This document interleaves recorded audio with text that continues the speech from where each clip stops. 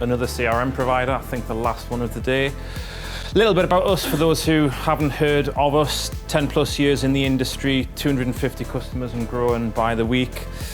Our core focus is staffing and recruitment industry. We're an independent organisation. We've got one product.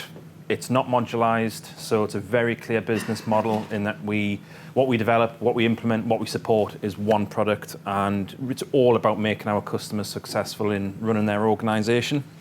And we are built on and dedicated to Salesforce. It's one of the main reasons why customers come on board with us, is that being built on the world's biggest CRM, they get all of the benefits that Salesforce has to offer. So they spend, what, 3.6 billion on R&D every single year. That flows right down into Target Recruit and therefore to our clients. So everything from the reporting to the workflows, the automation tools, and within the ecosystem of Salesforce, there's an app exchange with 5,000 products and apps.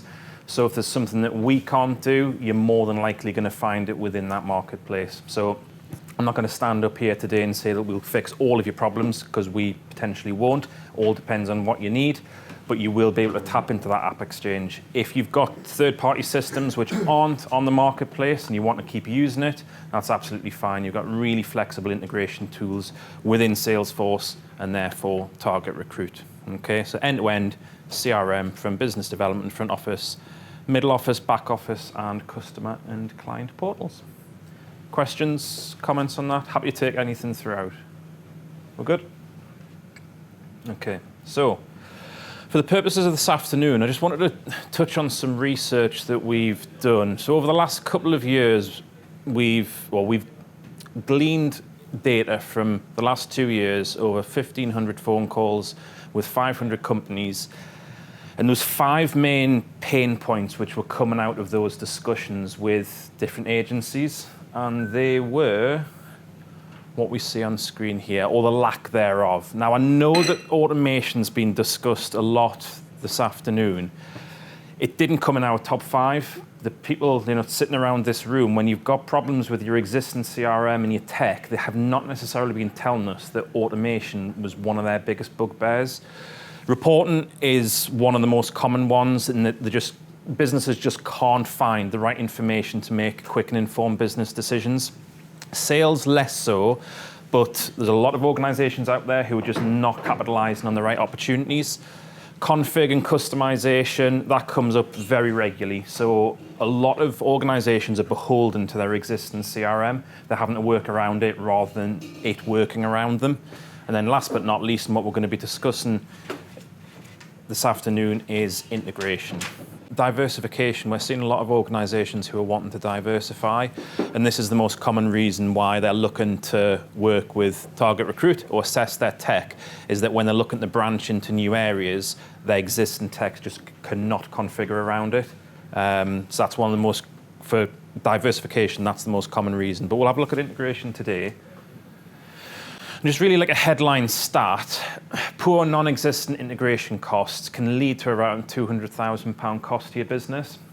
Now, this number can fluctuate massively depending on the size and complexity of your organization, and that's actually quite a conservative number. But the 200,000, that's mainly born from wasted time. So if you think about who in your business is using manual workarounds and processes rather than technology, it's essentially wasting time. They probably were not employed to do that job, but you've got them doing it. So it can be addressed. So, but if you think about your people, your process, and your technology, they all have to be working in harmony. It might sound like a bit of a cliche, but if one of those is out of sync, your delivery and how people are going to be using your tech and your CRM isn't necessarily going to be successful. So let's just try and bring it to life a little bit of where you might be right now. So I'm sure there's people in the room who are looking to scale their organization, or cut costs, or diversify, or all 3. Anybody going through one of those 3 right now? Yeah, a few nods. Okay. So if we look at scaling, so if you're scaling, you're probably wanting to make a lot of decisions very quickly, and not on a gut instinct, but actually on hard and fast metrics from how your business is performing. You want to learn fast, you want to make mistakes fast, and rectify them and get back on track. But you have to be data-led. It's something which Gary talks about a lot, in that your data has to drive your business rather than decisions being made from that gut feel. And you also need to justify changes in direction. So a lot of companies out there have to obviously report. You have to report to your colleagues and to the board, but you can't just do that if you haven't got the right metrics to back you up. So if you are looking to scale, you need to be fully integrated with your tech stack, okay? Because you don't want to be making problems further down the line. Any questions, comments on that? Anybody who's scaling right now who doesn't have the tech or the integration with third-party systems at hand? I think one of the biggest issues is people not conforming, actually just complying with basic rules of data capture and doing what's required, or using the tool to its full capacity. Yeah, okay. Next one is the cutting the costs. So if you're looking to cut costs, you may well have scaled, and you're now actually taking stock of your current situation and trying to understand where you can cut costs. The biggest one to cut costs is really around what's been touched upon a lot, is the automation. So trying to automate your processes and replace what people are doing right now, but get tech to do it. They can literally do it at a fraction of the cost of what it takes to employ somebody to do. What that'll allow you to do is it'll allow you to reallocate the resource to areas that need it, or something that was alluded to at the beginning of the day, actually get rid of that resource in your company, which will have an immediate impact on your bottom line.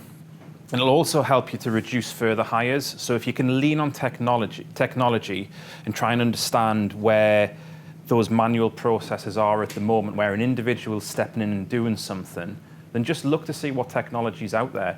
Now, you might be thinking, well, where do I start? And again, something which Gary's very keen on is you need to speak to your people. You're going to be employing people who have used loads of different technology previously.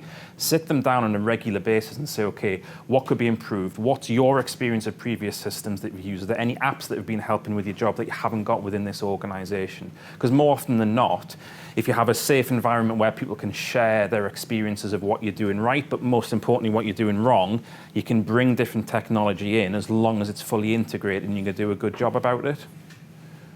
Questions on that? Nope. Okay, the next one is diversification. So we're speaking with a lot of agencies right now who are looking to diversify. You know, we know that the contract numbers are up, permanent hires are down. We know that the US is a real right market for recruitment, with the average salary higher than the UK, with there being more agencies in the UK than there are in the US, with the commission even higher as well. But the companies that we are in conversation with who are looking to diversify, they tend to have made the mistakes at scale up, and they don't want to make the mistake twice by going either into a new region or branching into a new area of recruitment. So they're looking at their business plan, they're trying to anticipate where the bumps in the road are and trying to use technology to smooth that bump in the road before it actually happens. So if your technology is not all lined up, let's say you're trying to get into temp and you need your business development, you've got text, you've got WhatsApp, you've got LinkedIn, you've got data that you're buying, you've got scheduling, timesheets, paying bills, CRM. I mean, that's a very real situation for a temp business. If those individual technology products are not integrated with one another, diversification is going to be a real challenge for you. And there is technology out there, Target Recruit being one of them, where all of those areas can be all under one roof and automated and integrated, so you can get that real-time information to make decisions for being a successful recruitment agency in the new areas. Questions on that? Comments? Yeah? Okay. I'm just going to skip through this for the purpose of time, but this is essentially why the US is a great market to be getting into. Okay, so what's the solution? So how do you look to fix things? With 3 easy steps that if you go away today from this presentation to remember is that you need to review your existing technology. Now, don't just do that when you're thinking that you might want to replace something. Just do it on a regular basis. Again, speak with your people, trying to identify where things are or aren't working. I might be shooting myself in the foot here, but your existing CRM and your existing technology might actually be working pretty well. I think somebody in the room said they're using, 8-10% of InCherry at the minute. You don't know exactly what else it's going to do for you. But just have a conversation with your account manager. Try and find out what that will do for you. But that doesn't just have to be for your CRM. You have to make sure that all the other applications you've got across your organisation can all be knitted together.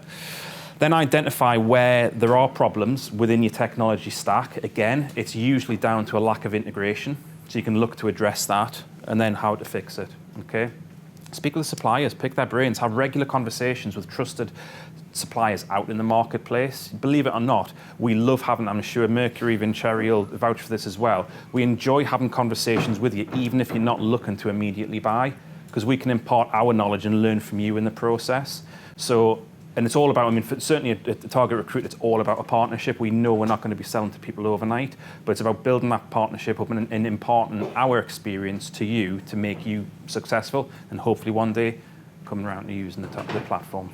Some of this stuff's really interesting because I always find it really frustrating that if you're buying a piece of tech, it should help you in terms of the killer driver that I hope most people are bearing in mind when they're making any decision, which is your number of deals per head, average NFI per head.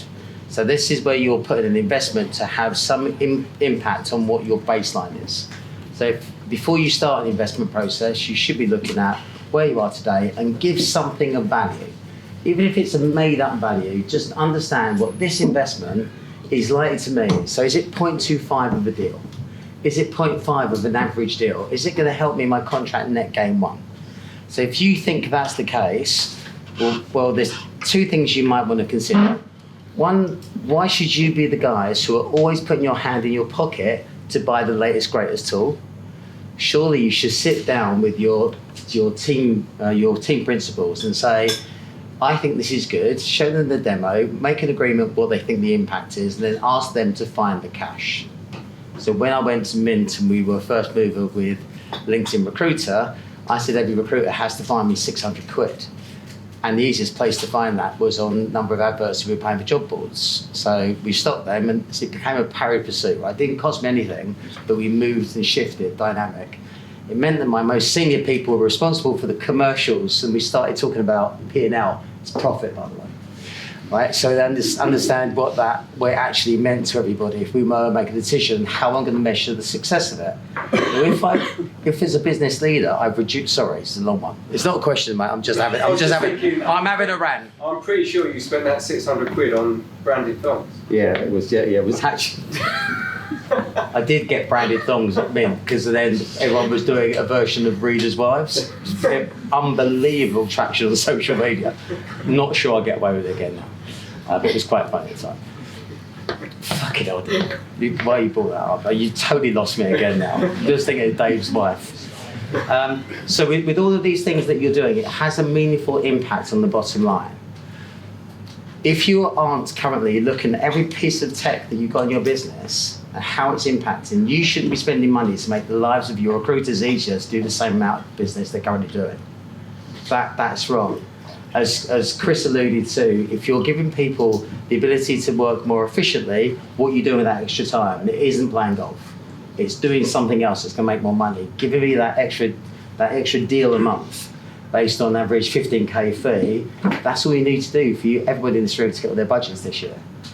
But if you're not measuring it and you're not looking at it, why look at technology? It's got to be a value add. So 100% looking at the performance of everything that you've got, and then going back to the drawing board if people aren't using it. Now, it could be you made a bad decision. You chose the wrong fit. It could be that what we think the way people would work is not how they're actually working, so roll your sleeves up and do a day in the trenches. Actually go and see what your people are doing and how they're ranking shortcuts around the clunky piece of tech that you've currently got. Because if that's the case, you should be in a position, you shouldn't be wed to anything, rip it up and go again. So you can get business efficiency. The brilliant thing about what you guys offer is that your gateway into that massive marketplace of there's nothing that you can't come up with, which is a bolt-on switch piece of kit that will do something that isn't available on Salesforce. So you can plug it in, but unless you know exactly how people are going to use it and what the value is, why are you going down that route again? Yeah, and you don't need to be. And I think you made a lot of good points. Then you don't have to be. You change, like Gary, you were saying, you change your CRM 3 times in 5 years. I mean, that's a lot, but you wanted to gain the market edge. With a lot of apps and products now, they're not trying to reinvent the wheel. They're just trying to add a little bit more to what you've got and automate what is probably manual. So have a look to see what's out there and think, oh, well, this is manual at the minute, there's a pain in the backside, the staff are complaining about this or complaining about that. There's probably a fix out there which is not going to be a wholesale lift and shift of your CRM. There's probably something out there which can be quite quickly implemented. So just think about that and have regular touch points with your team to see how the tech's working. If you're only using 10% of what you've invested in as a CRM, you probably want to be getting a lot more out of it rather than perhaps looking to do a wholesale shift.